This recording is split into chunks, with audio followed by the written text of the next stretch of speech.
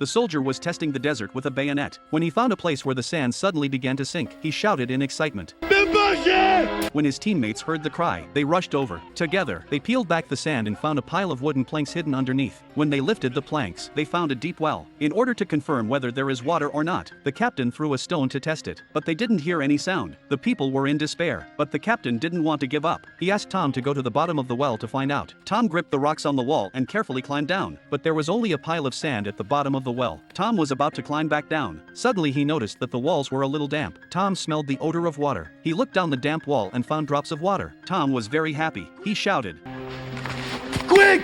Send down a bucket! The soldiers heard the sound and hope was restored. When he got the container, he filled it with water from the tin box and licked up every drop from his hands. It wasn't long before Tom had filled both containers. Then he urged his teammates to be careful. After all, this water is a matter of life and death for the team. The teammates on top of him pulled the rope upward carefully. The captain looked at the hard-earned 2 boxes of water, although not a lot of water, but it's enough to solve their current water shortage. He ordered the soldiers to take only 3 sips each to ensure that everyone could drink. The soldiers were very excited to get a drink of water. Tom, meanwhile, continues to catch water at the bottom of the well. When his teammates tried to trade places with him so he could go back to the surface to rest, Tom refused. It was an easy job anyway, so Tom stayed at the bottom of the well to catch water. The soldiers were energized by the water. They thought they'd get some more water and get on their way, but then an enemy armored car came in from the distance. The captain quickly laid out the tactics for all the men. He told them to lie in ambush at a predetermined position. When they learned that the other side was also looking for water, the captain deliberately poured water from his canteen into his lunchbox in front of the prisoners. He gulped it down in front of the eager eyes of the captive.